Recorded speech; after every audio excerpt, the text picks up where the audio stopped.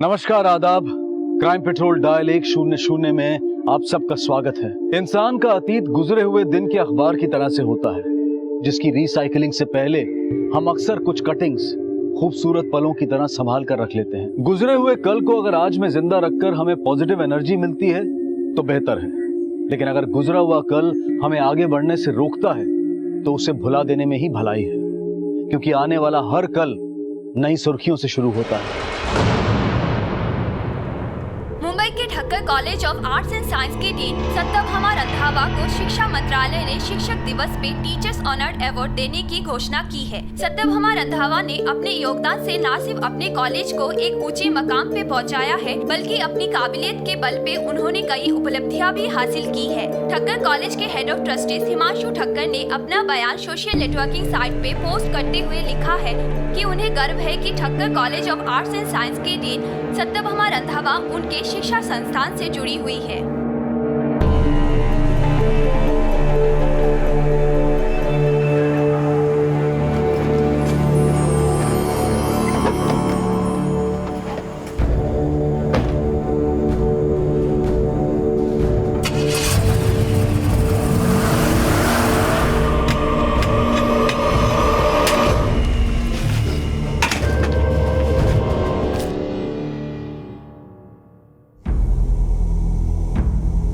तो आपका कहना है कि आपके कॉलेज की डीन सत्यभामा रंधावा पिछले 4 दिन से कॉलेज नहीं है, उसका फोन भी बंद है और वो अपने घर पर भी नहीं। जी सर, कल एजुकेशन मिनिस्ट्री उन्हें अवार्ड देने वाली थी, लेकिन वो अवार्ड फंक्शन में भी नहीं आई, तो हमने सोचा कि आपको इन्फॉर्म कर देना चाहिए, क्योंकि कोई ऐसे मौके पर एब्सेंट कैसे हो सकता है। उनकी फैमिली कहाँ है? सर, सत्यभामा डिवोर्सी है और उनकी एक बेटी है रूही, हमारी कॉलेज में पढ़ती है। पापा, मैं यहाँ अकेले नहीं रुकने वाली। या तो आप मेरे साथ मुंबई में रहो या फिर मुझे अपने साथ पुणे ले चलो। बेटा, मैं यहाँ कैसे रह सकता हूँ? अब वैसे भी एक इम्पोर्टेंट बिजनेस डील के लिए मुझे दिल्ली जाना है।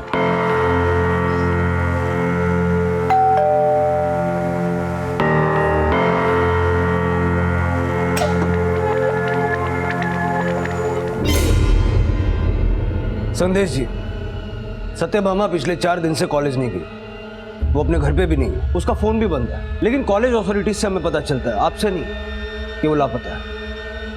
नहीं सर, वो लापता नहीं है, अपनी मर्जी से कहीं गई। कहाँ? ये नहीं पता, लेकिन उन्होंने जाने से पहले मुझे एक मेल किया था।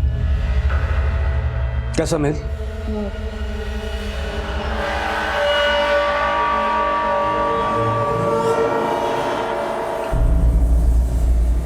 रूही, ये मेरी जिंदगी की सबसे बड़ी हार है कि मैं एक अच्छी माँ नहीं बन पाई। मैं अपने आप को इतना छोटा महसूस कर रही हूँ कि किसी से नजरें मिलाने की हिम्मत नहीं जुटा पा रही, इसलिए मैं सबसे दूर जा रही हूँ। कब लौटूंगी ये भी नहीं जानती। मेरी फिक्र मत करना, अपना ख्याल रखना। तुम्हारी माँ। सर, एक्चुअली जब मेरा और सत्यभामा का डिवोर्स हुआ था तो Ruhi was hardly 9 years old। अब 19 साल की है। इसकी इच्छा है कि वो अपनी माँ के साथ नहीं, अपने पापा के साथ रहे, तो बस इसी बात से हर्ट होकर वो हर्ट नहीं, वो मुझे इमोशनली ब्लैकमेल कर रही है ताकि मैं अपना फैसला बदल दूं। तुम अपनी माँ के साथ क्यों नहीं रहना चाहती? अब तक मैं उन्हीं के साथ तो रह रही थी, लेकिन अब मुझे पापा के साथ रहना है। सत्यभामा जा कहाँ सकती है? No idea sir. इंसान की निजी जिंदगी के रहस्य सबसे ज्यादा उसके करीबी लोग ही जानते हैं। हमारे हर फैसले से हमारे अपने परिचित होते हैं, लेकिन क्या सत्यभामा के परिवार वाले भी उसकी जिंदगी के रहस्यों से परिचित थे, या फिर ये महज उनकी गलतफहमी थी? और या फिर सत्यभामा का पति संदेश और बेटी रूही पुलिस से कुछ छिपाने की कोशिश कर रहे थे? पुलिस इन सभी सवालों के जवाब ढूंढ ही रही थी कि तभी ठक्कर कॉलेज से जुड़े एक और घिनौने अपराध की घटना सामने आई। साक्षी, साक्षी, साक्षी, साक्षी, साक्षी, साक्षी, साक्षी।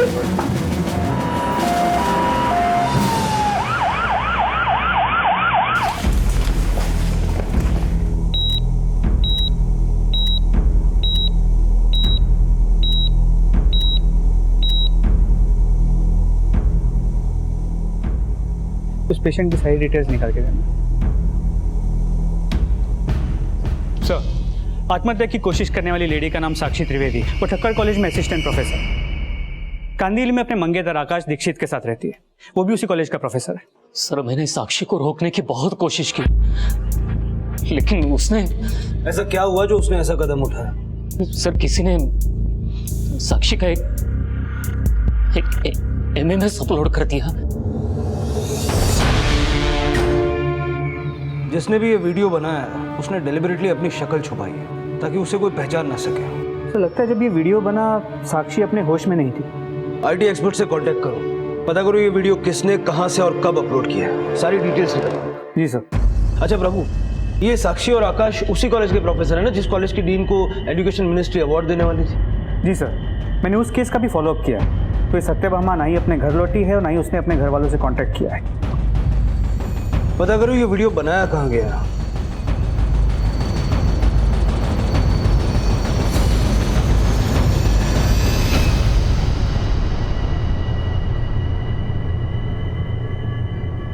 वो वीडियो यही तुम्हारे बेडरूम में बना है। कहीं ये वीडियो तुमने ही तो? नहीं सर, मैं साक्षी से शादी करने वाला हूँ। अपनी फियांसे के साथ मैं ऐसा क्यों करूंगा? अगर तुम कुछ नहीं जानते तो साक्षी तो जानती होगी, कुछ बताया उसने? सर साक्षी ने मुझे बात करने तक का मौका नहीं दिया। मतलब? सर कल रात हमारे कलीग ने इस वीडियो के बारे में बताया। जैसे ही मैंने और साक्षी ने ये वीडियो देखा तो साक्षी ने, आकाश, साक्षी साक्षी साक्षी साक्षी मेरी बात सुनो, साक्षी दरवाजा खोलो।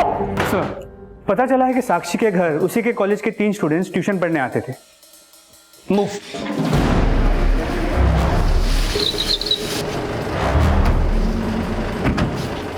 बुरा मत देखो, बुरा मत बोलो, बुरा मत सुनो। तुम तीनों ऐसे दिखा रहे हो जैसे तुम लोग बहुत ही डिसिप्लिन हो, लेकिन अगर पता चला ये कांड तुम में से ही किसी ने किया है तो सर, मुझे नहीं लगता कि ये तीनों या कॉलेज का कोई भी स्टूडेंट ऐसी हरकत करेगा। ये किसी बाहर वाले का काम है। बाहर वाले का क्या, किसी घर वाले का भी काम हो सकता है। आकाश और साक्षी के कॉल रिकॉर्ड्स निकालो, पता करो वाकई इनके बीच सब कुछ ठीक भी था या कहानी कुछ और ही है। सर।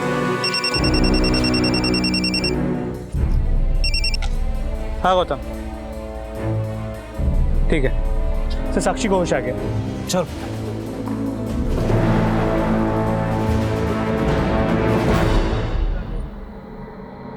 नहीं सर, आकाश ऐसा नहीं कर सकता, मुझसे बहुत प्यार करता है। तो फिर ऐसा कौन हो सकता है जो तुम्हारे ही घर में तुम्हारा वीडियो बना दे और तुम्हें पता ही ना चले? हमें पता चला है कि कुछ मेल स्टूडेंट्स तुम्हारे पास ट्यूशन पढ़ने आते हैं, कहीं ये काम उनमें से किसी का? सर मुझे कुछ नहीं पता, और आप प्लीज इस वीडियो के बारे में किसी से कोई बात मत करिए। इट्स अ रिक्वेस्ट सर, मेरी बहुत बदनामी हो रही है सर।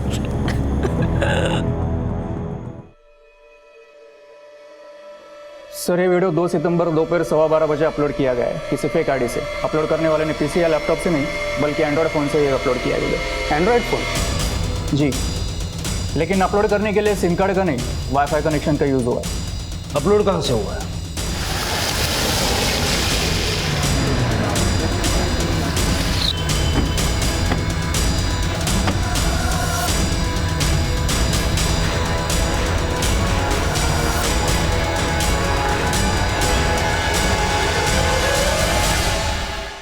सर ये वाईफाई कनेक्शन तो स्टूडेंट्स लाइब्रेरी का है, लेकिन आप ये सब? साक्षी का वीडियो यहीं से, इसी कॉलेज से अपलोड हुआ है। क्या? लाइब्रेरी में सीसीटीवी कैमरास हैं? जी सर। मुझे अब भी सारा फुटेज देखना है। जी।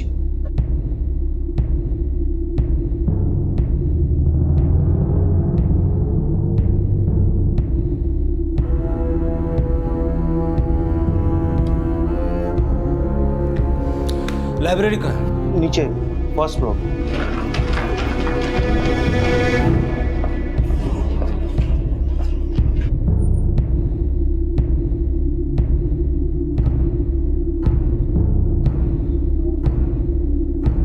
देखते हैं नेटवर्क कहां तक पकड़ता है।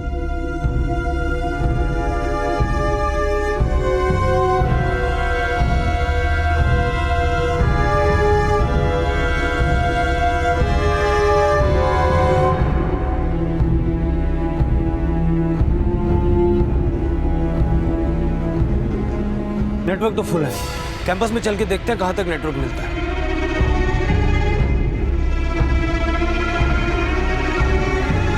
यहाँ तक नेटवर्क मिल रहा है और ये जगह भी बड़ी सुनसान। किसी ने बड़ी चालाकी से यहीं खड़े रहकर वाईफाई नेटवर्क यूज किया ताकि वो सीसीटीवी में भी ना दिखे। सर मैं 2 सितंबर को एब्सेंट था सर आप कॉलेज में किसी से भी पूछ सकते हैं। यही तो तेरी चालाकी है। तू 2 सितंबर को कॉलेज में आया था लेकिन क्लास अटेंड नहीं की और अपने टीचर का वीडियो अपलोड किया। नहीं सर मैंने कोई वीडियो अपलोड नहीं किया। नहीं सर, मैं सच बोल रहा हूँ, आप मेरा विश्वास कीजिए। मैंने वो वीडियो नहीं बनाया और ना ही उसे अपलोड किया। ऐसे साइट्स पे तो मैं लॉगिन भी नहीं करता।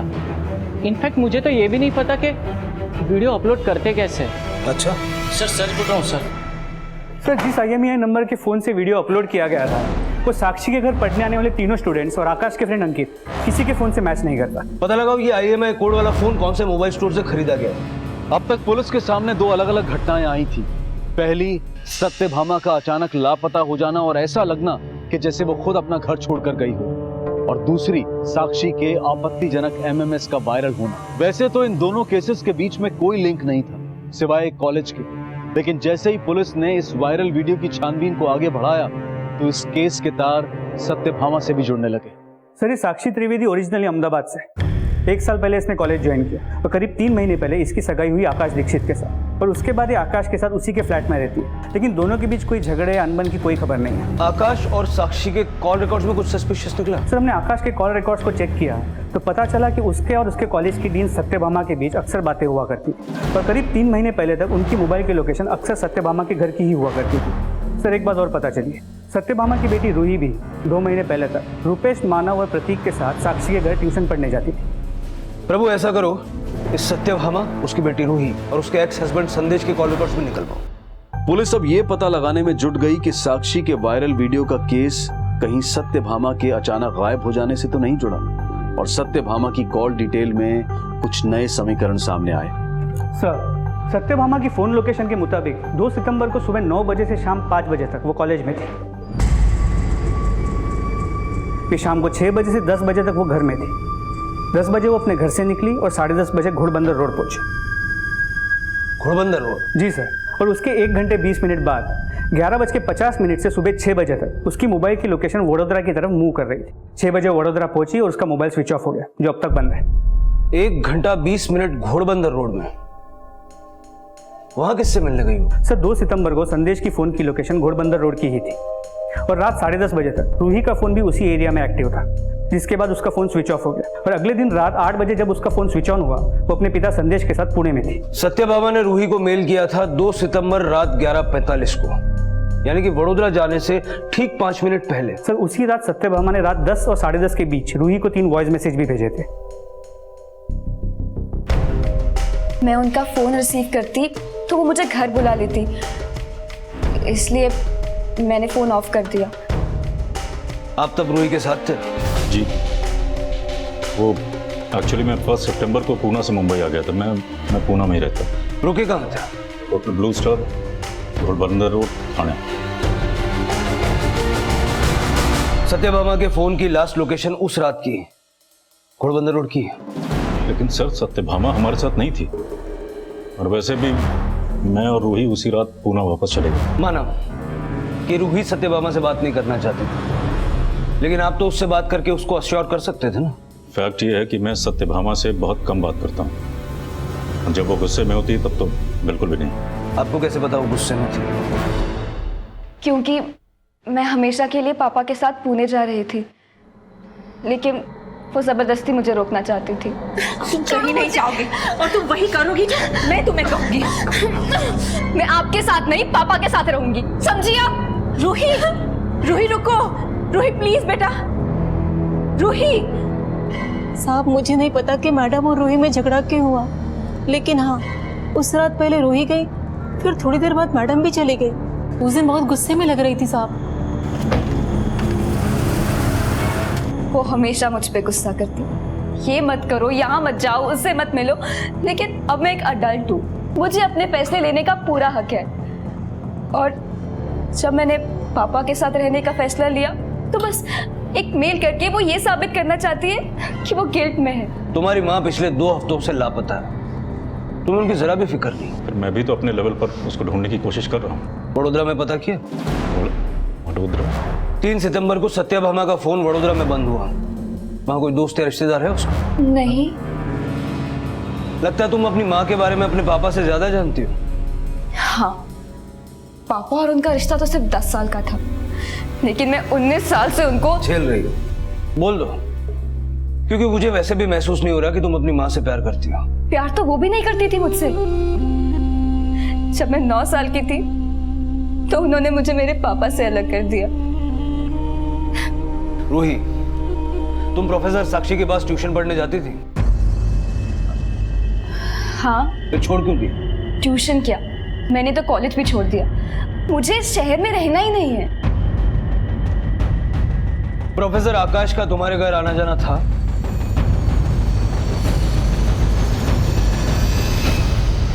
सर, सत्यभामा सिर्फ मेरा आतिथ्य थी, लेकिन अब मैं साक्षी से शादी करने वाला हूँ। शादी तो तुम सत्यभामा से भी करने वाले थे। एक वक्त था जब हम एक दूसरे से प्यार करते थे।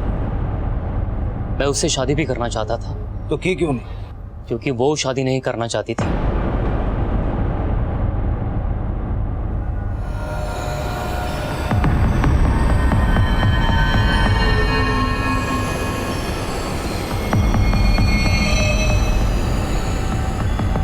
तुम किसी से भी मिलो, मुझे क्या प्रॉब्लम हो सकती है?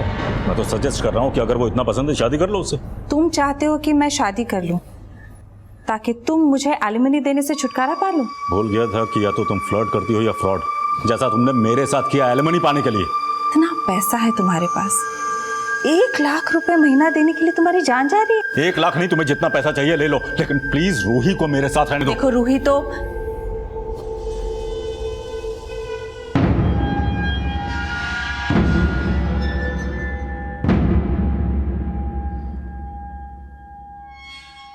आकाश, प्लीज गलत मत समझो। कब शादी कर रही हो? तुम अभी भी मेरे प्यार पे शक कर रहे हो। मैं अब भी तुम्हें मौका दे रहा हूँ। बीवी बनाना चाहते हो ना तुम मुझे? ठीक है, बस थोड़ा वक्त दे दो। मैंने उसे बहुत वक्त दिया सर, लेकिन एक दिन उसने खुद मुझे उस रिश्ते से आज़ाद कर दिया। मुझे नहीं लगता कि रूही हमारे इस रिश्ते को समझ पाएगी। क्यों नहीं समझ पाएगी? मैं रूही से बात करता हूँ। नहीं आकाश, तुम रूही से इस बारे में कोई बात नहीं करोगे। मतलब तुम मुझसे शादी नहीं करोगी? तुम क्यों नहीं समझ रहे हो इस बात को? अगर हम दोनों ने शादी कर ली तो मैं रूही को खो दूंगी। सर, मुझे लगा कि मैं उस रिश्ते में फंसता जा रहा हूँ, और एक दिन साक्षी मेरी जिंदगी में आई।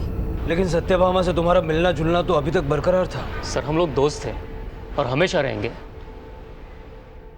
सर, जिस IMEI नंबर के एंड्रॉयड फ़ोन से साक्षी का वीडियो अपलोड हुआ था, वो एक स्टोर से 29 अगस्त को खरीदा गया था। उस स्टोर की 29 अगस्त की CCTV फुटेज।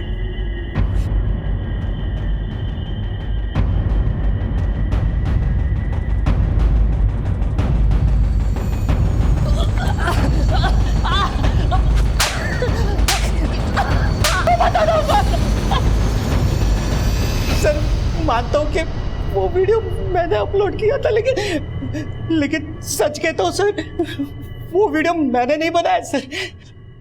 वो वीडियो रुपेश ने बनाया था। मैंने तो बस उस वीडियो को मॉडिफाई किया था सर।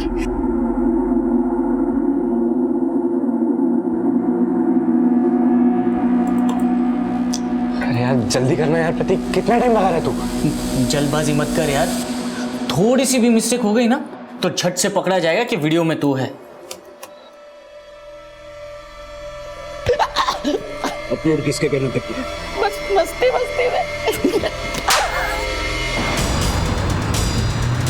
ठीक है, रुपेश का एड्रेस SMS का।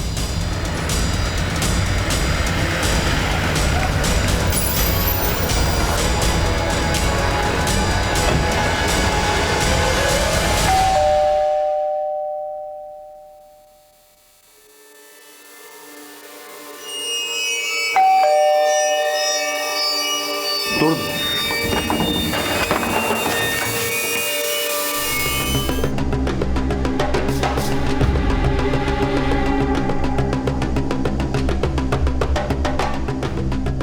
त्याला बरोबर चेक कर, नंतर रूम्स पण चेक कर. सर सुसाइड नोट रुपेश के पॉकेट से मिला है. Sorry Sakshi ma'am, sorry Roohi, sorry Satyabhama ma'am. Sakshi को उसने सॉरी लिखा क्योंकि उसने साक्षी का वीडियो बनाया था, लेकिन ये रूही और सत्यभामा को उसने सॉरी क्यों लिखा? रुपेश ने वीडियो बनाया क्यों और अचानक आत्महत्या कर ली? कहीं ऐसा तो नहीं है कि ये मर्डर है जिसको आत्महत्या की शक्ल दी जा रही है? सर मैंने प्रतीक से फिर से पूछताछ की, लेकिन उसने वही बातें दोहराई जो उसने पहले कबूल की. प्रभु, इस केस में काफी कुछ बार बार दोहराना पड़ेगा. पहले सत्यभामा का अचानक शहर छोड़ देना,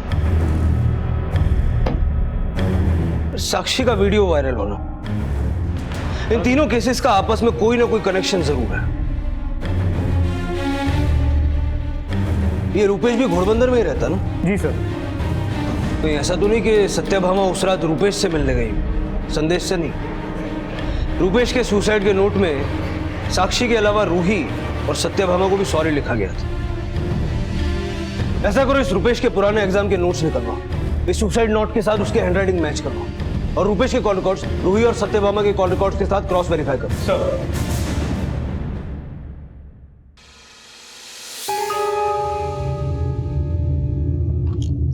रूही, सत्यभामा का कोई मेल, मैसेज या कोई फोन आया?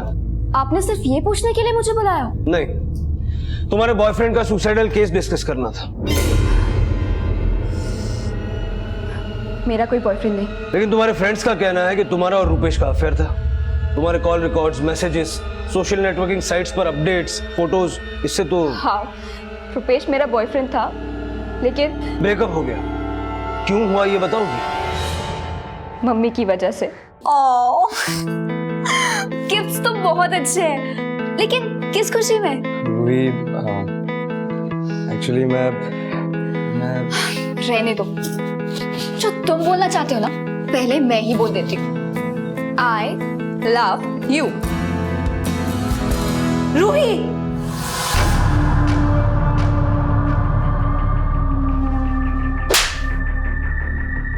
मम्मी ने रुपेश को मारा ही नहीं, उसे रस्टिकेट करने की धमकी दी. अगर मैं रुपेश से ब्रेकअप नहीं करती तो वो उसका करियर बर्बाद कर देती. रूही, तुम जानती हो तुम्हारी साक्षी मैम के साथ वीडियो में जो लड़का था रुपेश ही था. वीडियो भी उसी ने रिकॉर्ड किया. नहीं सर, रुपेश ऐसा नहीं कर सकता. आपको जरूर कोई गलतफहमी हुई है. रूही, तुम सचमुच कुछ नहीं जानती या ना जानने का दिखावा कर रही हो? मैं कोई दिखावा नहीं कर रही. 2 महीने पहले तुमने ट्यूशन छोड़ा, रुपेश से मिलना भी उससे पहले बंद किया होगा, लेकिन उसके बाद भी सत्यभामा अक्सर रुपेश को फोन करती थी. कहीं ऐसा तो नहीं कि? मुझे नहीं पता वो रुपेश को क्यों फोन करती थी. जब वो आए तब उनसे पूछ लेना. सर, संदेश ने 1 सितंबर को घोड़बंदर रोड के ब्लू स्टार होटल में दोपहर के 2 बजे चेक इन किया. वो 2 सितंबर की रात 10 बजे चेकआउट किया, लेकिन ना रूही उस होटल में गई ना सत्यभामा. प्रभु, कहीं ऐसा तो नहीं कि रूही उस रात पुणे जाने से पहले रुपेश के घर गई हो और रूही और सत्यभामा की झगड़े की वजह संदेश नहीं रुपेश हो? संदेश, रूही और सत्यभामा की मेड कमली, इन तीनों पे नजर रखो. मुझे लगता है इन तीनों ने गलत बयानी की है. और 2 सितंबर की रात को मुंबई से वडोदरा तक के हर टोल नाके का फुटेज मंगवाओ. चेक करो कि सत्यभामा वाकई वडोदरा गई थी या सिर्फ उसके फोन को ट्रैवल करवाया गया. सर,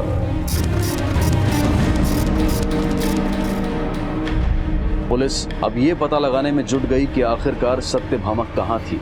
पुलिस हर एंगल से इस केस को इन्वेस्टिगेट कर रही थी और जल्द ही सत्यभामा से जुड़ा एक क्लू उनके हाथ लगा.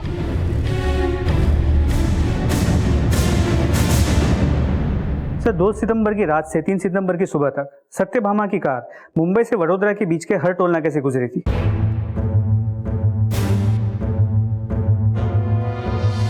गाड़ी तो सत्यभामा की है, लेकिन चेहरा ठीक से दिखाई नहीं दे रहा.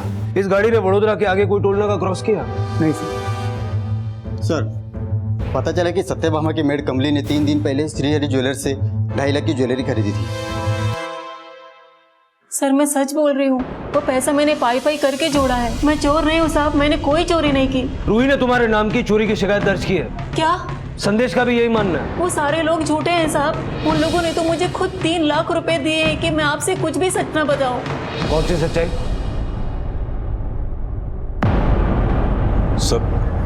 सर, मैं नहीं चाहता था कि वो बात आपको पता चले, क्योंकि उससे सत्यभामा ही नहीं, मेरी रूही, हम सबकी बदनामी होती सर। बस इसीलिए पैसे दिए थे कमली को चुप रहने के लिए। चुप रहने का कोई फायदा नहीं, कमली हमें सब बता चुकी है। 2 सितंबर की रात को तुम्हारे और सत्यभामा के बीच के झगड़े की वजह तुम्हारे पापा नहीं, रुपेश था। आप इतना गिर गई, रुपेश को मजबूर करके आपने उससे इतना घिनौना काम करवाया। रुपेश तुम्हें मेरे खिलाफ भड़का रहा है, वो लड़का सही नहीं है, इसलिए मैंने तुम्हें उससे दूर करवाया था। बुरी आप हैं, इतनी बुरी कि मुझे आपसे बात करते हुए घिन आ रही है। तो तुम सत्यभामा को इसीलिए कोस रही थी कि रुपेश ने साक्षी का वीडियो सत्यभामा के कहने पे बनाया। ये बात तुम्हें रुपेश ने बताई?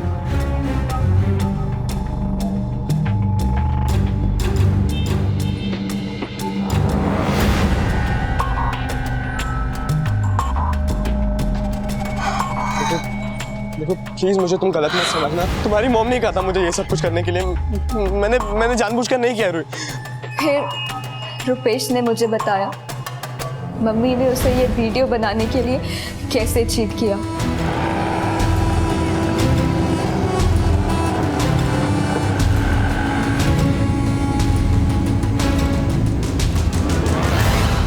रुपेश मैम आ जाओ, अंदर आके बैठ जाओ। नहीं थैंक यू मैम, मैं चला जाऊंगा। आ जाओ, कम।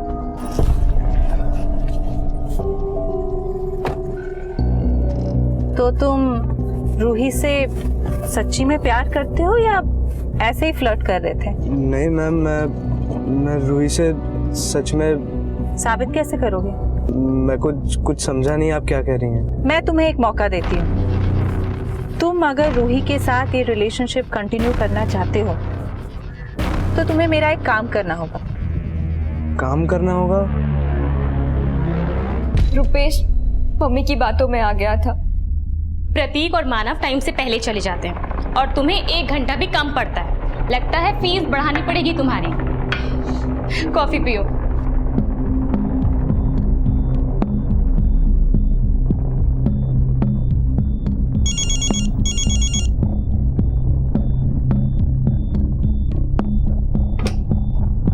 हेलो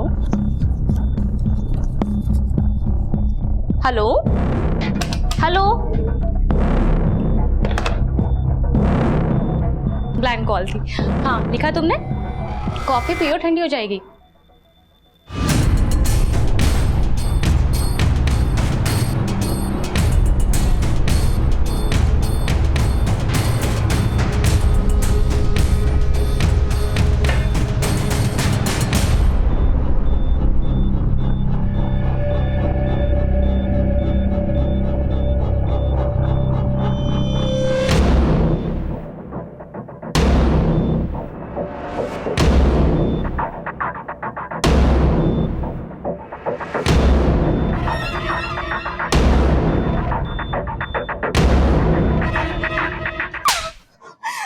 मम्मी ने कहा और तुमने मान लिया, और तुम्हें लगता है ये सब करने के लिए मैं तुम्हें प्रेज करूंगी? मुझे पाने के लिए तुमने साक्षी मैम के साथ। रुपेश ने बताया कि वो वीडियो पहले ही मम्मी को दे चुका था और उन्होंने ये डीवीडी। ओह गुड, और ये लो तुम्हारे काम की कीमत। नहीं मैम, नहीं चाहिए मुझे। अरे रख लो, और इसके बाद रूही से मिलने की कोशिश भी मत करना। बट मैम आपने तो कहा था कि। क्या कहा था? मैं तो तुम्हें टेस्ट कर रही थी कि तुम रूही से सच्ची में प्यार करते भी हो या फिर। तुमने तो साबित कर दिया कि तुम बहुत ही गिरे हुए इंसान हो। मैं सच में रूही से बहुत प्यार करता हूँ मैम। मुझे कोई पैसे नहीं चाहिए मैम। मैं रूही से सच में बहुत प्यार करता हूँ। Enough! Stop all this! मिलूंगा मैं रूही से, देखता हूँ क्या करती है आप। खबरदार जो तुमने रूही से मिलने की कोशिश भी की, नहीं तो इस वीडियो के बेसिस पे तुम्हें पुलिस के हवाले कर सकती हूँ। तुमने इस वीडियो के बारे में साक्षी को बताया था? मैं किस मुंह से उन्हें ये बातें बताती? 2 सितंबर की रात को तुम रुपेश के घर गई थी? मैं रुपेश के घर क्यों जाऊंगी सर? उस दिन मैंने सिर्फ मम्मी के साथ ही नहीं, रुपेश से भी सारे रिश्ते खत्म कर दिए थे।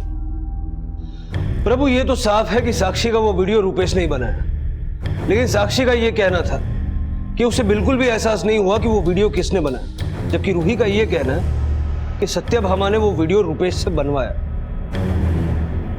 कोई ऐसा तो नहीं है कि ये वीडियो बनवाने के पीछे सत्यभामा का कोई और ही मकसद हो? तो हो सकता है कि वो इस वीडियो के जरिए साक्षी को बदनाम करके आकाश को अपनी ज़िंदगी में वापस लाना चाहती है। पर यह भी हो सकता है कि वो आकाश और साक्षी को ब्लैकमेल भी कर रही है।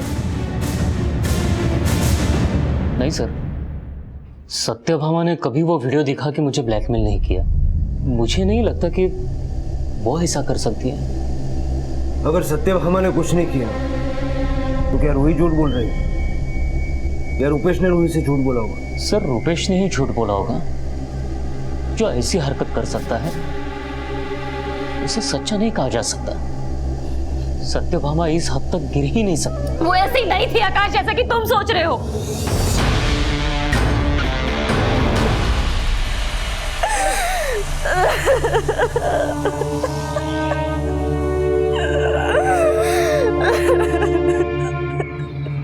ये वीडियो सत्यभामा ने मुझे दिखाया था।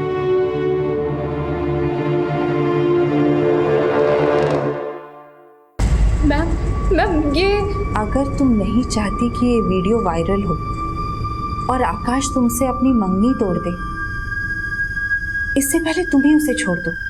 नहीं तो ना आकाश तुम्हारा रहेगा और ना ही तुम्हारी इज्जत। मैम प्लीज ऐसा मत कीजिए मैम, प्लीज मैम, ये वीडियो मैम प्लीज। आकाश सिर्फ मेरा है और मैं तुम्हें हम दोनों के बीच नहीं आने दूंगी। वो वीडियो देखते ही मैं समझ गई थी कि रुपेश ने मेरे साथ। तो तुमने पुलिस कंप्लेंट क्यों नहीं की? मैं बहुत डर गई थी। मैं ये बात आकाश को भी नहीं बता पा रही थी क्योंकि मुझे डर था कि आकाश मुझे गलत ना समझ बैठे। इसीलिए मैंने सत्यभामा को बोल दी कि मैं आकाश से सगाई तोड़ दूंगी। फिर भी मेरा वीडियो अपलोड हो गया।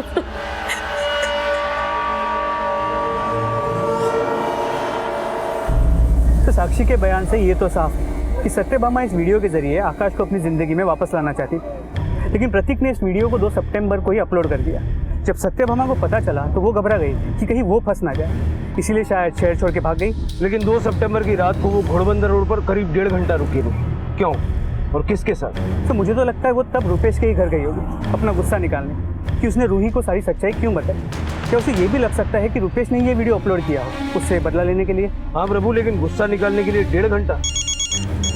हाँ गौतम बोलो। ओके सर, सत्यभामा की कार वडोदरा के एक पार्किंग लॉट में मिली है।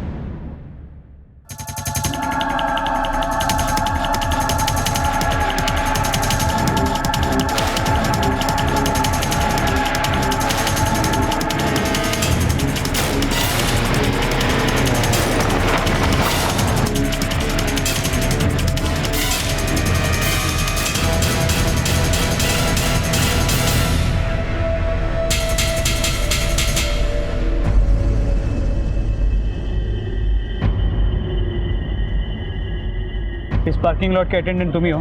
जी सर। ये गाड़ियों की रिकॉर्ड्स कैसे मेंटेन करते हो? सर हम सब ये रजिस्टर में लिख लेते गाड़ी कब आती है कब जाती है। ये गाड़ी का रिकॉर्ड बताओ। सर ये गाड़ी 3 सितंबर सुबह 6 बजे आई थी और सर इसे कोई लेने भी नहीं आया अब तक। किसी औरत ने पार्क की थी ये गाड़ी? सर ठीक से याद नहीं, लेकिन कोई औरत ही थी। सर रुपेश की पोस्टमार्टम रिपोर्ट, मौत गला घुटने की वजह से हुई है।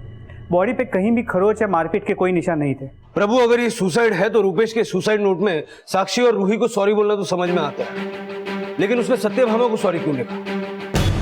रूही के बयान के मुताबिक सत्यभामा ने हमेशा रुपेश के साथ गलत किया, फिर उसने सत्यभामा को सॉरी क्यों लिखा? नहीं ऐसा तो नहीं कि उसी ने सत्यभामा के साथ? तुरंत फॉरेंसिक टीम को रुपेश के घर पे बुलाओ। सर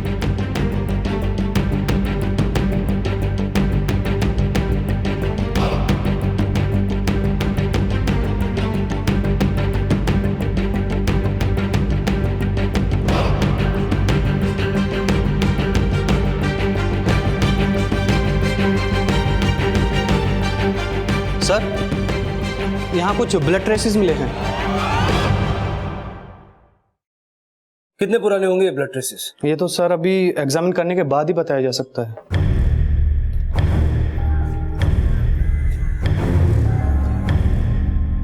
सर जो ब्लड ट्रेसेस रुपेश के घर से मिले थे वो रुपेश के ब्लड से मैच नहीं करते। लेकिन मैंने सत्यभामा के हेल्थ सर्टिफिकेट को चेक किया तो पता चला कि वो ब्लड ट्रेसेस सत्यभामा के ब्लड ग्रुप से मैच करते हैं। कितने पुराने blood traces? Sir exact date तो बताया नहीं जा सकता, लेकिन फोरेंसिक टीम के मुताबिक करीब 20 से 25 दिन पहले इस ब्लड को साफ किया गया है।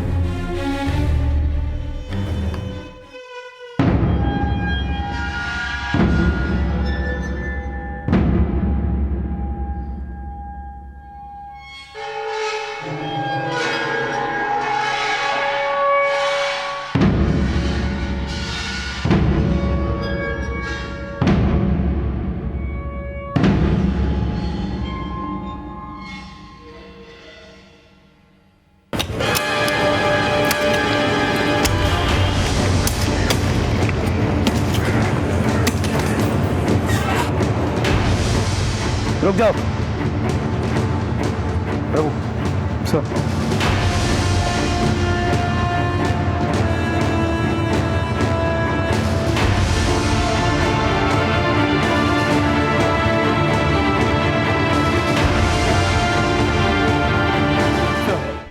डीएनए टेस्ट से ये साफ हो गया है कि बॉडी सत्यभामा की ही थी, पर पोस्टमार्टम रिपोर्ट के मुताबिक हत्या का समय 2 सितंबर की रात करीब 11:15 बजे का था। अगर रात 11:15 बजे सत्यभामा का मर्डर हो गया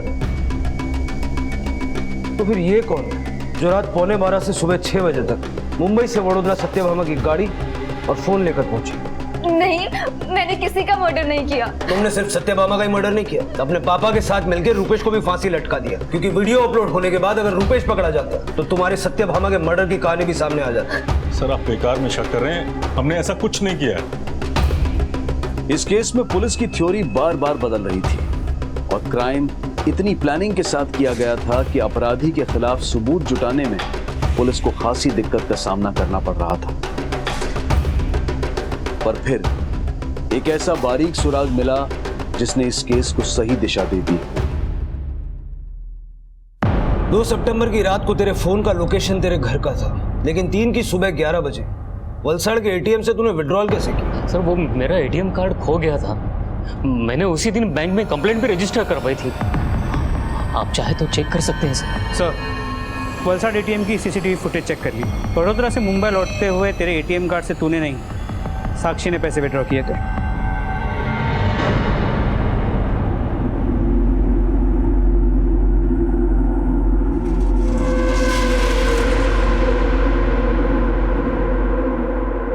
सत्यभामा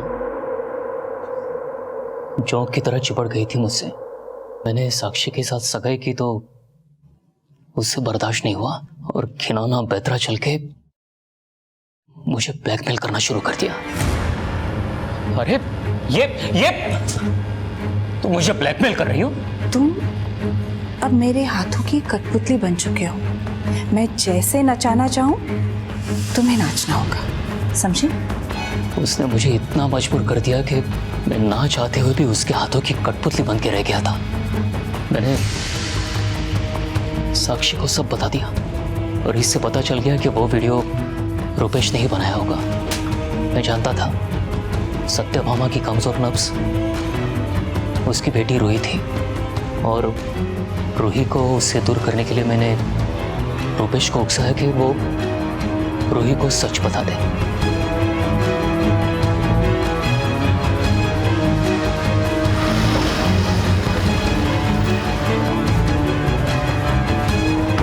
मैं जानता था सत्यभामा अपना गुस्सा रूपेश पे उतारने जरूर आएगी।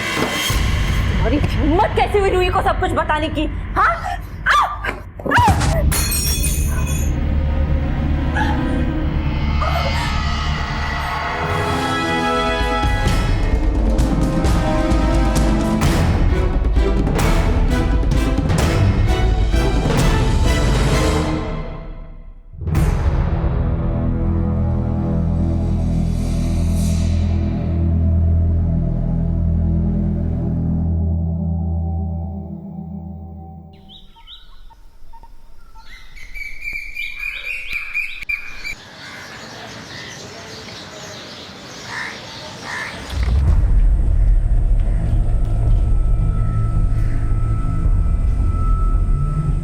पोरी, तू काम नहीं करेगी तो गुजारा कैसे होगा? तेरे भाई की पढ़ाई कैसे होगी? बोल तू ही।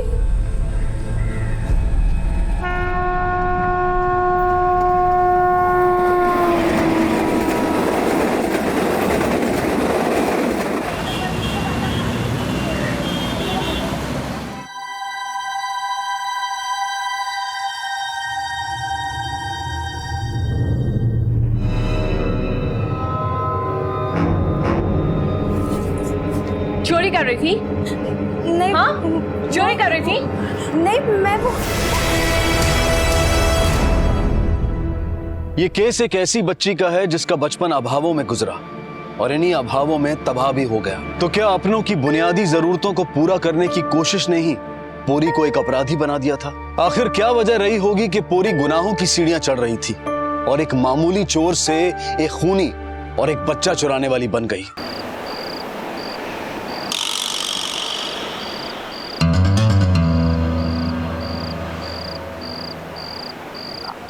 आंचल भवन 7 बंगला।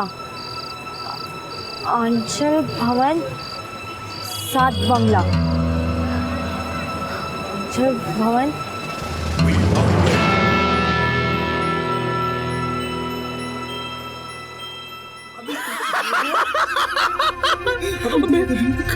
कहाँ से लाए यार तुम?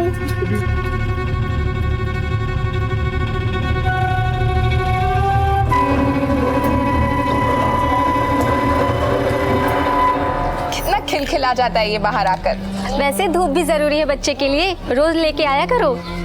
कहाँ धूप?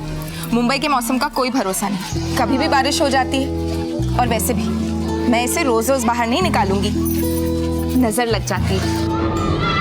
अरे सोनू, सोनू झगड़ा मत करो। अरे सोनू, अरे रुको।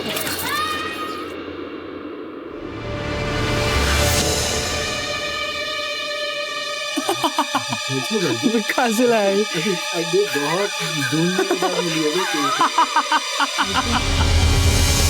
आर्या, आर्या, आर्या, आर्या, वॉचमैन आर्या को देखा। वो ट्रॉली में था क्या? मैडम जी, एक लड़की अभी अभी वो ट्रॉली लेके बाहर गई है। कौन लड़की? आर्या, आर्या, आर्या, आर्या, मेरा बच्चा, आर्या,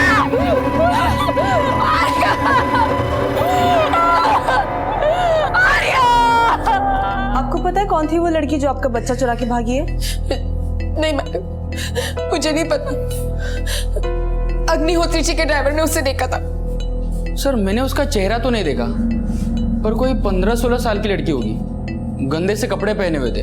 मुझे लगा बच्चे की आया है तो बाहर घुमाने ले जा रही है। ठीक है, जा सकते हो। अगर वो लड़की किसी किडनैपर गैंग से है तो बच्चे के पेरेंट्स को फिरौती के लिए कॉल आ सकता है। उनका फोन सर्वेलेंस पे डलवाओ और चाइल्ड ट्रैफिकिंग और बेगर्स गैंग से जुड़े जितने भी क्रिमिनल्स रिहा हुए हैं सबको लाइन अप करो। Okay sir. और एक टीम आंचल भवन के आसपास के एरिया में पूछताछ के लिए भेजो, शायद उस लड़की का हुलिया सामने आए। Right sir.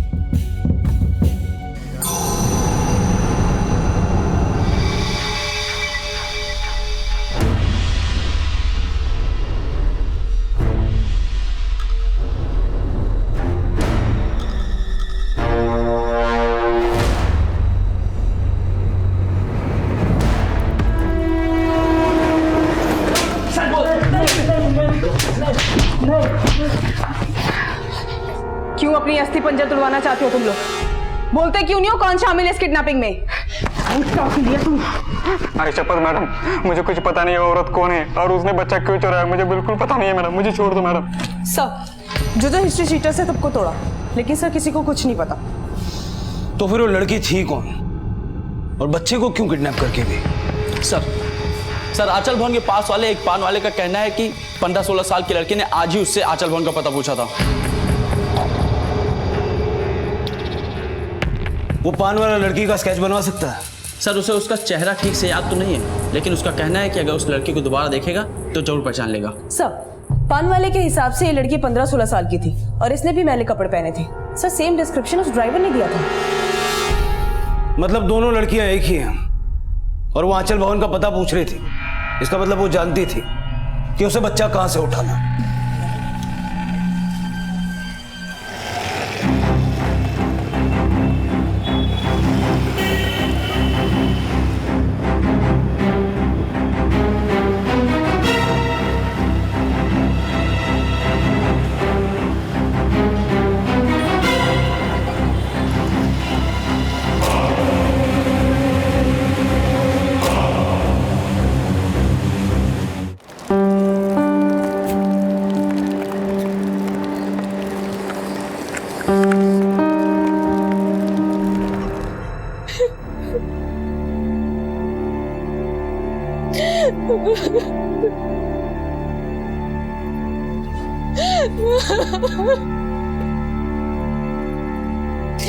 मोहित, मुझे मेरा बच्चा वापस ला दो। मैं उसके बिना मर जाऊंगी, मैं मर जाऊंगी, मैं जी नहीं पाऊंगी। मोहित प्लीज मुझे मेरा आर्या वापस ला दो, मैं मर जाऊंगी। अच्छी जगह ढूंढ लगे हैं फिर अपनो।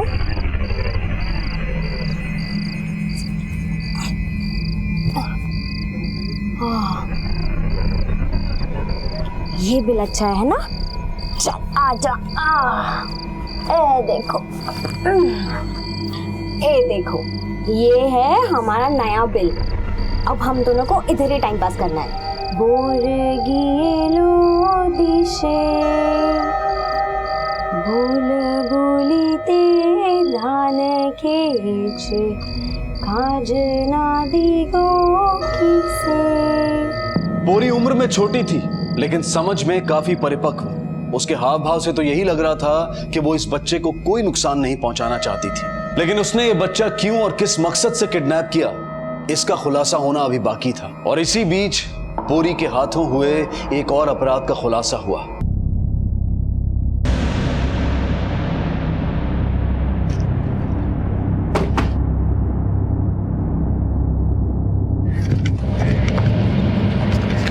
सर इसी ने बॉडी देखी थी पहले। अच्छा, बॉडी कब देखी? सर आज सुबह जब मैं इधर से गुजर रहा था तब।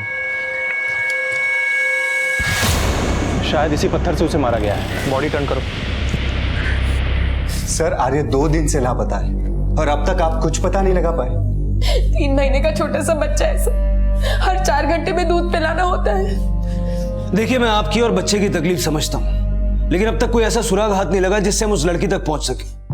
हाँ, लेकिन पूछताछ से यह सामने आया है कि वो लड़की आपकी सोसाइटी में पर्पस ले आई थी बच्चा चुराने।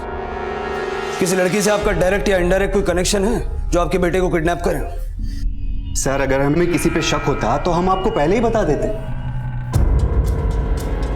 शिंदे, इस जंगल में जाने का सिर्फ एक यही रास्ता है। इसका मतलब कि सीसीटीवी कैमरा में कुछ ना कुछ तो कैप्चर हुआ होगा। एक काम करो, पिछले 3 दिनों के सारे फुटेज मंगवाओ। सर पोस्टमार्टम रिपोर्ट के मुताबिक हत्या की वजह एक्सेसिव ब्लीडिंग है और हत्या का समय 27 जुलाई रात 1 बजे के आसपास का है। और सीसीटीवी फुटेज? सर आ गई।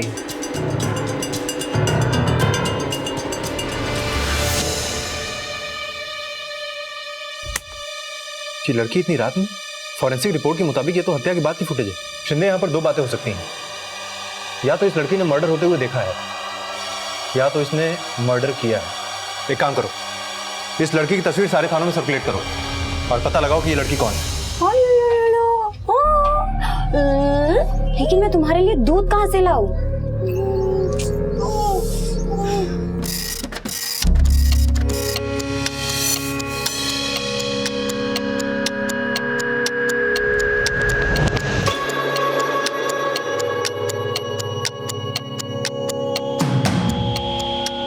सर मैंने उसका चेहरा तो नहीं देखा, पर कोई 15-16 साल की लड़की होगी, गंदे से कपड़े पहने हुए थे। मुझे लगा बच्चे की आया है, बच्चे को घुमाने ले जा रही है। सर क्या ये वही लड़की है जिसने हमारे आर्य को किडनैप किया? आप पहचानते हैं इसे? नहीं सर, लेकिन अगर इस लड़की ने हमारे बच्चे को किडनैप किया है तो इस तस्वीर में हमारा बेटा इसके साथ क्यों नहीं है? ये फोटो 27 जुलाई की है और आपके बेटे की किडनैपिंग 28 जुलाई को हुई। आपके बेटे की किडनैपिंग से 1 रात पहले एक मर्डर हुआ जिसमें ये लड़की सस्पेक्ट है। क्या ये लड़की मर्डर है? कहीं से मेरे आर्य को कुछ कर तो नहीं दिया? मेरा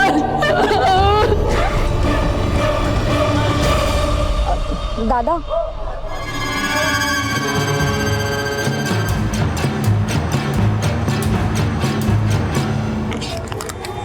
ये नहीं है।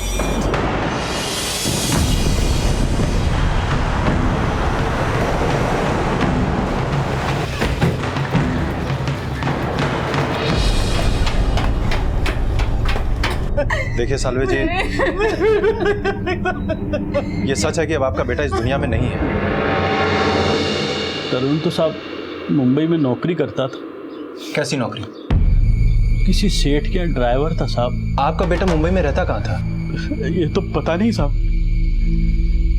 आप लोग इस लड़की को पहचानते हैं? नहीं साहब, कौन है ये? हालांकि तरुण के माता पिता पोरी के बारे में कुछ भी नहीं जानते थे, लेकिन पुलिस को लग रहा था कि तरुण और पोरी के बीच में कोई ना कोई कनेक्शन जरूर है। पोरी ने तरुण का मर्डर क्यों किया, यह सवाल उतना ही रहस्यपूर्ण था जितना कि पोरी का मोहित के बच्चों को किडनैप करना। और इन सवालों के बीच पोरी की जिंदगी के कई ऐसे राज छुपे थे जो इस केस को बेहद पेचीदा बनाने वाले थे। सर, ये तरुण साल्वे है। सर, मैंने बोरीवली पुलिस स्टेशन में तरुण साल्वे केस के बारे में जानकारी ली। ये भिवानी का रहने वाला था, लेकिन सर तरुण साल्वे के परिवार वालों ने इस लड़की को आइडेंटिफाई नहीं किया जो कि तरुण साल्वे केस की सस्पेक्ट है। और पटेल परिवार के बच्चे के किडनैपिंग की भी। ये तरुण मुंबई में रहता कहाँ था? हो सकता है वहां से इस लड़की के बारे में कोई इन्फॉर्मेशन मिले। सर, तरुण ने अपने पेरेंट्स को मुंबई का कोई एड्रेस नहीं दिया था। क्या कहीं ऐसा तो नहीं कि ये दोनों चाइल्ड ट्रैफिकिंग के किसी गैंग से ताल्लुक रखते हो? सर, एक दंपत्ति ने उस लड़की को पहचान लिया है जिसने किडनैपिंग की थी। सर, ये मेरे यहाँ मेट थी। नाम क्या है इसका? कहाँ की रहने वाली है? पोरी नाम है इसका, बंगाल से आई है ये। सर, 1.5 साल पहले चोरी करते हुए मेरी वाइफ ने रंगे हाथों पकड़ा है इसे। सर,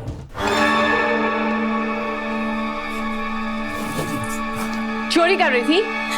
नहीं। हाँ, चोरी कर रही थी। सर, बहुत चालाक लड़की थी, तुरंत रफू चक्कर हो गई। इसको काम पे किसी एजेंसी के थ्रू रखा था या? एजेंसी के थ्रू ही रखा था सर। एक राकेश रॉय नाम का आदमी, वो चलाता है इस एजेंसी को। साहब, हमारा लगाया हुआ कोई भी नौकर ऐसा नहीं किया जैसा पोरी ने किया। पोरी ने तुम्हारी एजेंसी से कांटेक्ट कैसे किया? सर, पोरी हमारा गांव का है। हमारा बंधु बोला बहुत जरूरतमंद है, हमको उस पर तरस आ गया। अब वो कहाँ? हमको नहीं मालूम साहब, हमने उसको बोल दिया हम उसे कोई काम नहीं दिलवाएगा। इसे पहचानते हो? ना साहब। पोरी के परिवार में कौन कौन है? उसका माँ है और उसका छोटा भाई है। उसके गांव का एड्रेस दो हमको। जी साहब। चोरी, किडनैपिंग, मर्डर, इतनी सी दिखने वाली बच्ची इतने सारे अपराधों में शामिल है। लगता है ये सब करके या तो ये अपने गांव जा चुकी है या जाने की तैयारी में है।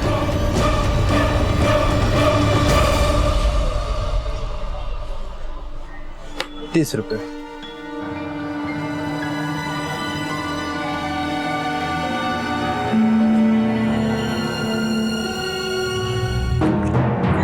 नहीं, मेरी पूरी कभी कुछ गलत नहीं कर सकती। वो तो मेहनत की कमाई से हमारा पेट भरती है। अभी कहाँ मेहनत कर रही है वो? मुंबई में। मुंबई में कहाँ? मुझे नहीं पता। वो राकेश रॉय काम पे लगाया था उसको। उसने जहाँ उसे काम पे लगाया था वहाँ से पहले वो चोरी करके भागी है। अभी कहाँ है? मेरी बेटी चोर नहीं है। चोर नहीं है तो कहाँ है वो? वही मैं आपसे पूछ रही हूँ। कोई फोन, कोई पता, कुछ तो जानती होंगी आप उसके बारे में? हाँ, 1 महीना पहले पास के घर में फोन आया था उसका। क्या बोल रही थी? ज्यादा कुछ नहीं, बस हलचल की बात हुई और हाँ, पूछा था पैसा मिल गया क्या, बस और कुछ नहीं। कितना पैसा भेजती थी वो?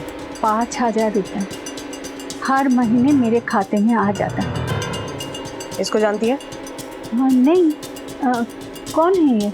इसका मर्डर किया उसने और एक बच्चा भी चुराया।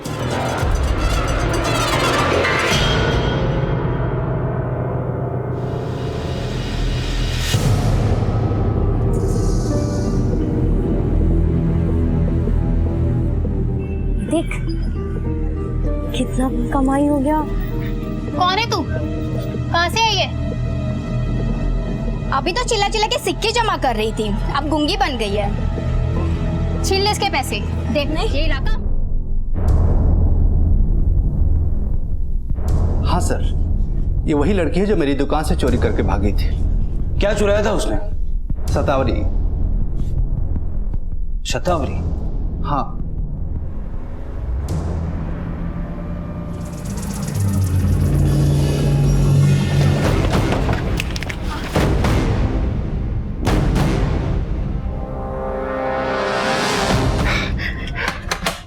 मालिनी, मालिनी,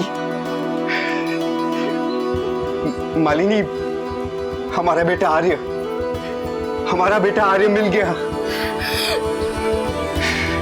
मोहित और मालिनी को उनका बच्चा तो मिल गया, लेकिन पोरी ने इस बच्चे को क्यों चुराया था, इस सवाल का जवाब पुलिस को अभी तक नहीं मिल पाया था, क्योंकि पोरी अपनी जान जोखिम में डालकर फरार हो गई थी। लेकिन अब जो कुछ भी सामने आने वाला था वो इस केस को एक ऐसे आयाम पर ले जाने वाला था जो बचपन और इंसानियत दोनों की हदों से परे था। अगर बोरी भीख मांग रही थी तो क्या ये बच्चा उसमें सिर्फ भीख मांगने के लिए चुराया? और हर महीने अपनी माँ के अकाउंट में 5,000 रुपए वो कहां से कमा के जमा करती थी? अगर उसने तरुण का वाकई मर्डर किया है तो क्यों? और उसके बाद खुलेआम बिना किसी डर के वो भीख क्यों मांग रही थी? सर मुझे ये भी समझ में नहीं आ रहा है कि उसे सतावरी क्यों चुराया। सर सतावरी औरतें प्रेगनेंसी के बाद ब्रेस्ट मिल्क का वॉल्यूम बढ़ाने के लिए लेती हैं। साहब वो बच्चे को हाथ भी नहीं लगाने दे रही थी, कह रही थी कि वो उसका बच्चा है। उसका बच्चा? मैडम मैंने देखा वो बच्चे को अपनी छाती पे भी लगा रही थी। तुम्हारा मतलब वो बच्चे को दूध पिला रही थी? शायद, वरना वो नौटंकी भी कर सकती है, क्या पता। आर्य मेरा और मालिनी का बेटा है। इस फाइल में आर्य का बर्थ सर्टिफिकेट और मालिनी के डिलीवरी रिपोर्ट्स हैं। आप कुछ भी बोल रहे हैं। देखिए ज्यादा तैश में मत आइए।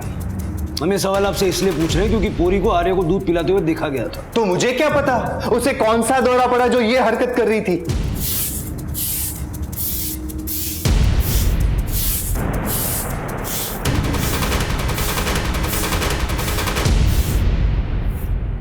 अरे कोई पकड़ो उसे, बच्चा लेकर भाग रही है। अरे भैया पकड़ो उसे, नहीं तो बच्चा लेकर भाग जाएगी। अरे पकड़ो कोई उसको, पकड़ो पकड़ो। सर मैंने आर्य का बर्थ सर्टिफिकेट और मालिनी का डिलीवरी सर्टिफिकेट क्रॉस चेक करा है। सर हॉस्पिटल के रिकॉर्ड के मुताबिक आर्य मालिनी की कोख से ही पैदा हुआ है। सर मलाड के नथाले से एक बच्ची चोरी हो गई है और वहाँ की वार्डन ने पोरी को आइडेंटिफाई कर लिया है। पोरी वो लड़की है जिसने बच्ची चोरी की है। सर कहीं ऐसा तो नहीं है लड़की पागल है या फिर किसी मेंटल ट्रॉमा में है? क्या पता इसने अपना बच्चा सच में खो दिया है और अभी कंफ्यूज्ड है। हो सकता है कि ये कंफ्यूज्ड हो या फिर शातिर। इस लड़की को समझने के लिए हमें इसके अतीत को अच्छे से खंगालना होगा। शिल्पा। Yes sir. पता करो हर महीने अपनी माँ के अकाउंट में 5,000 ये कहां से लाके जमा करती है। Okay sir.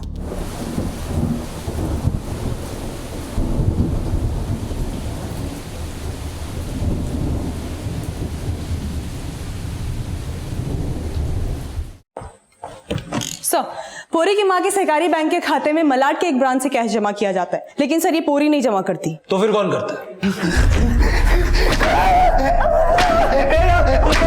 बताता हूँ साहब।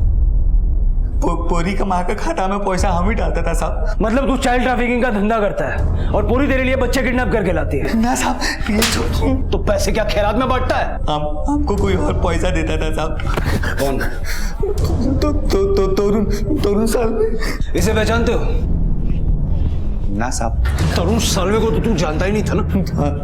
हम झूठ बोल रहा था। क्यों देता था वो पैसे? साहब चोरी के चलते जब पूरी का काम छूटा था तो तरुण साल्वे उसको काम दिलवाया था। यही दोनों मिलकर कुछ खिचड़ी पका रहा था साहब। तरुण साल्वे के मर्डर में तेरा क्या हाथ है? हमारा कोई हाथ नहीं है साहब। तू तरुण को जानता था, ये बात हमसे पहले क्यों छुपाई? तो तरुण साल्वे हमको 8,000 रुपये महीना देता था। हम पूरी का माँ का खाता में खाली 5,000 रुपये डालता था, इसलिए झूठ बोला। कहाँ से लाती थी पूरी 8,000 रुपये? हाँ हमको नहीं मालूम साहब, इसके अलावा हमको कुछ नहीं मालूम। भगवान कसम साहब। ये तरुण रहता कहाँ था?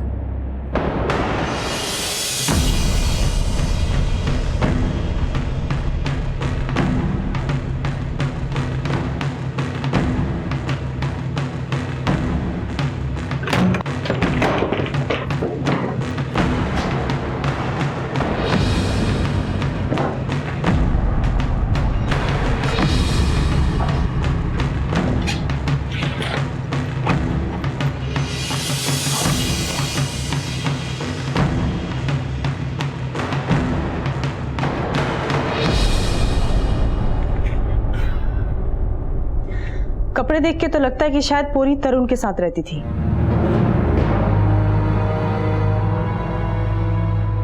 सर मैंने तरुण का नंबर क्रॉस वेरीफाई कराया है। सर पिछले 3 महीने तक वो एक नंबर, इस नंबर पे सर लगातार टच में था, जिसपे वो पिछले 1 साल से बातचीत भी कर रहा है सर। फिर सर जब मैंने इस नंबर को क्रॉस वेरीफाई कराया तो पता चला कि ये नंबर मोहित पटेल के नाम पे रजिस्टर्ड है, जो पिछले 3 महीने से बंद है। मतलब मालिनी की प्रेगनेंसी के दौरान तरुण और मोहित दोनों के बीच लगातार बातचीत होती थी,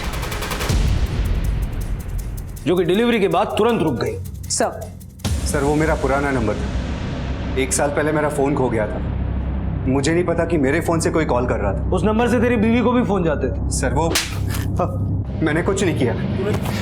पहले ये बता, आर्य किसका बच्चा है? तोड़ते रहो इसको जब तक ये ना बताए। मोहित और मालिनी के रिश्तेदारों से पता करो, क्या मालिनी वाकई प्रेग्नेंट थी या उसने हॉस्पिटल के साथ मिलकर कोई धांधली की है? सर, हम जो सोच रहे हैं अगर वो वाकई सच है तो ये समझ में नहीं आ रहा है कि पूरी ने अनाथालय से दूसरा बच्चा क्यों उठाया। और सर, ये तरुण साल्वे का मर्डर किसने किया? शिल्पा, अब इन सब सवालों के जवाब तो तभी मिलेंगे जब ये पूरी हमारे हाथ लगेगी।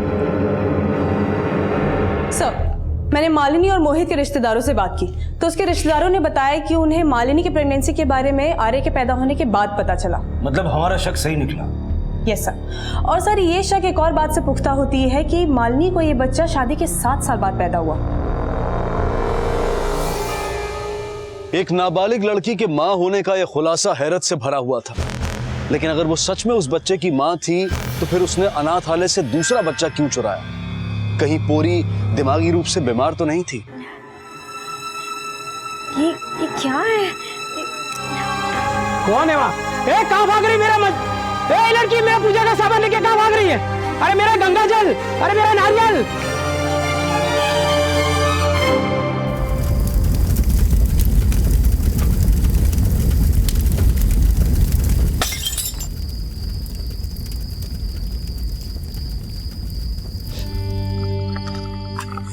चलो इस बच्ची को। नहीं नहीं छोड़ो। नहीं, मैं नहीं दूंगी, मैं नहीं दूंगी। इस बच्ची को तुमने मारा? हाँ? नहीं मैडम, ये मेरी बच्ची है, मैं इसे क्यों मारूंगी? ये बच्ची तेरी है? हाँ, मेरे गांव में बोलते हैं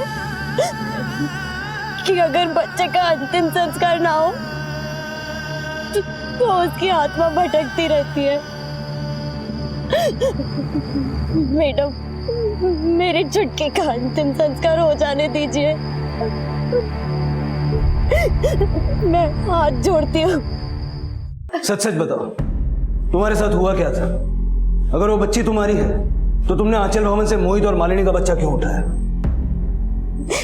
क्योंकि वो बच्चा भी मेरा है साहब।